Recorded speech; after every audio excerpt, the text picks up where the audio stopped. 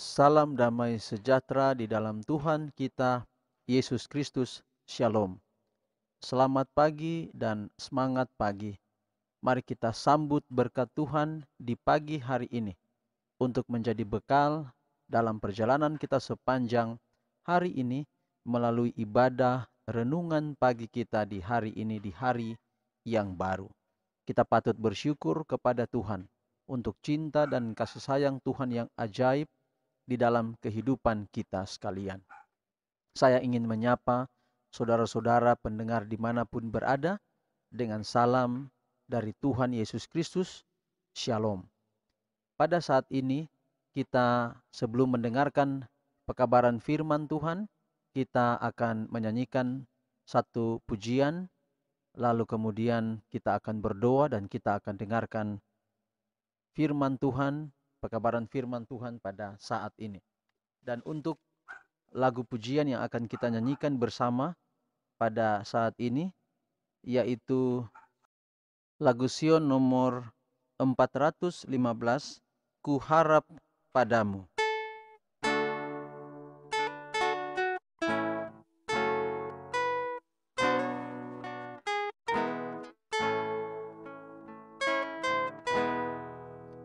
Ku harap padamu, ya Tuhanku, suaramu yang merdu hibur aku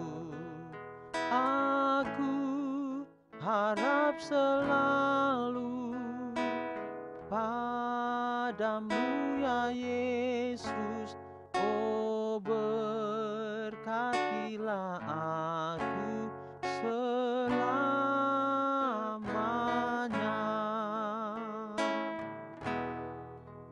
Ku harap padamu, datang hampir di pencobaanku, Tuhan hadir.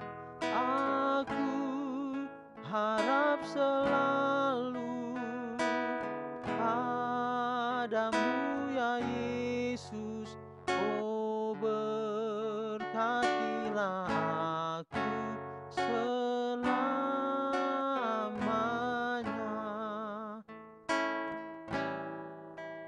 Oh, berkatilah aku selamanya.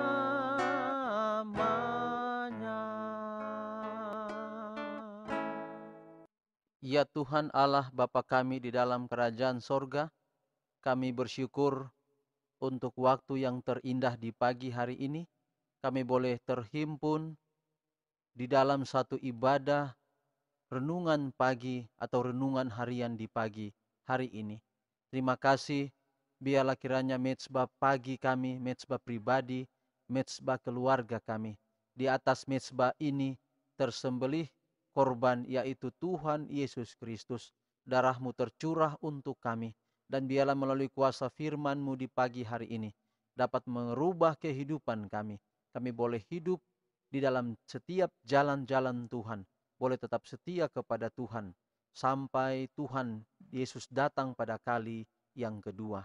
Biarlah ibadah kami di pagi hari ini boleh ditabiskan di dalam nama Bapa, Anak dan Roh Kudus, yaitu di dalam nama Tuhan Yesus Kristus. Haleluya. Amin. Renungan kita di hari ini dengan judul Doa dan Gereja yang Dihidupkan Kembali. Doa dan gereja yang dihidupkan kembali. Kisah Para Rasul 4 ayat 31. Dan ketika mereka sedang berdoa, goyanglah tempat mereka berkumpul itu, dan mereka semua penuh dengan Roh Kudus, lalu mereka memberitakan firman Allah dengan berani. Suatu kebangunan kesalehan yang sejati di antara kita merupakan hal terbesar dan paling penting dari segala kebutuhan kita. Berusaha melakukan hal ini haruslah menjadi tugas kita yang utama. Harus ada upaya yang sungguh-sungguh untuk mendapatkan berkat Tuhan, bukan karena Allah tidak rela mencurahkan berkat-Nya pada kita, melainkan karena kita belum siap menerimanya. Bapa Semawi kita lebih rela memberikan Roh Kudus-Nya kepada mereka yang meminta daripadanya, ketimbang bapak-bapak duniawi memberikan hadiah-hadiah yang bagus kepada anak-anak mereka. Tetapi adalah tugas kita melalui pengakuan, kerendahan hati, pertobatan, dan doa yang tekun, agar memenuhi akan syarat-syarat dengan mana Allah telah berjanji untuk mengaruniakan berkat-Nya kepada kita. Kebangunan perlu diharapkan hanya di dalam jawaban akan doa.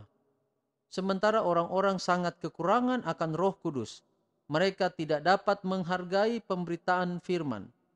Tetapi ketika kuasa Roh menyentuh hati mereka, maka khotbah yang diberikan tidak akan memberikan hasil.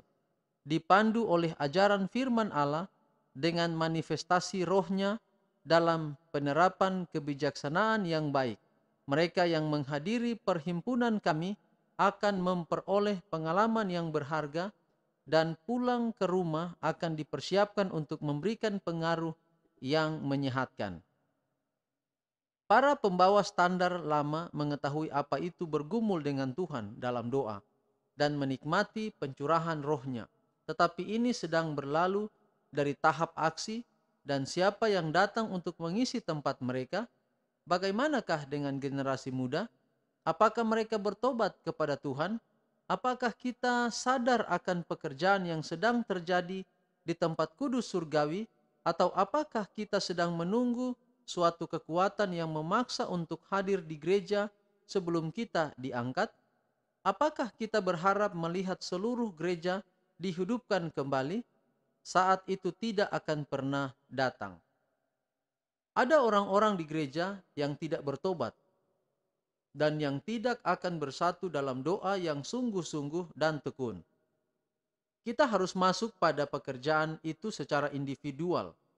Kita harus lebih banyak berdoa dan kurang berbicara, kedurhakaan berlimpah, dan orang-orang harus diajar untuk tidak puas dengan bentuk kesalehan tanpa roh dan kekuatan. Jikalau kita bermaksud untuk menyelidiki hati kita sendiri, menyingkirkan dosa-dosa kita, dan mengoreksi kecenderungan-kecenderungan kita yang jahat, jiwa kita tidak akan terangkat kepada kesia-siaan. Kita tidak akan mengandalkan diri sendiri sambil memiliki perasaan mantap bahwa kecukupan kita berasal dari Allah. Penipu besar itu telah menyediakan tipu muslihatnya untuk setiap jiwa yang tidak ditopang, menghadapi pencobaan dan dikawal oleh doa yang tetap, serta iman yang hidup. Saudaraku yang kekasih, pelajaran kita pada hari ini menyinggung atau memberikan satu gambaran kepada kita tentang pentingnya doa bersekutu. Artinya bahwa doa pribadi itu penting, tetapi penting juga untuk doa bersama, bersekutu, atau doa bersama dengan umat-umat Tuhan. Dan ini ada kaitannya dengan gereja. Jadi ketika kita datang ke gereja, tujuan kita juga itu adalah berdoa, yaitu untuk membangun komunikasi hubungan dengan Tuhan dengan cara yang lebih baik lagi. Jadi betapa hubungan antara doa dan gereja itu sangat penting. Kita didorong melalui renungan pagi pada pagi hari ini adalah untuk kita tidak mengabaikan perbaktian di gereja. Mungkin sekarang dengan adanya wabah virus corona ini, kita tidak lagi bisa ke gereja. Padahal kerinduan kita untuk ke gereja segera. Mungkin ada jemaat-jemaat yang lain yang tertentu, mungkin mereka beribadah sendiri dengan jumlah mungkin yang lebih kecil. Tapi inti atau poin kita pada pagi hari ini adalah pentingnya hubungan antara doa dan gereja. Artinya pentingnya bagaimana kita harus pergi ke gereja. Sebagai panggilan untuk kita pada pagi hari ini, maukah kita terus menghidupkan satu kehidupan doa dalam kehidupan kita? Ketika kita dimintakan pelayanan, kita dengan rela untuk dapat membantu pelayanan. Tetapi kita tetap setia. Berapa di antara saudara-saudara yang mau tetap setia untuk pergi mencari Tuhan, pergi ke gereja, tetapi tidak pernah lupa juga untuk membangun hubungan dengan sesama yang ada di sekitar kita. Tuhan kiranya memberkati kita pada pagi hari ini adalah doa saya. Amin. Mari kita akan masuk pada doa kita di pagi hari ini. Kita tunduk kepala dan kita bersatu dalam doa. Ya Tuhan Allah Bapa kami dalam sorga, terima kasih untuk pekabaran yang indah pada hari ini. Sudah mengingatkan kami, mengamarkan kami bahwa lebih banyak menggunakan waktu untuk ke gereja. Di sana ada kami boleh berdoa dalam persekutuan yang lebih besar.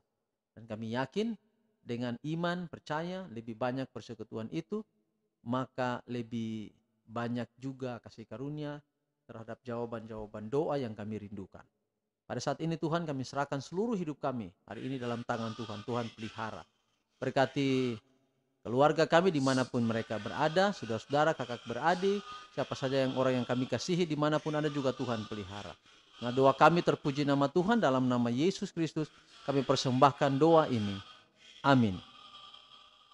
Tuhan kiranya memberkati kita sepanjang hari ini dan sampai jumpa pada ibadah renungan pagi pada besok hari. Shalom.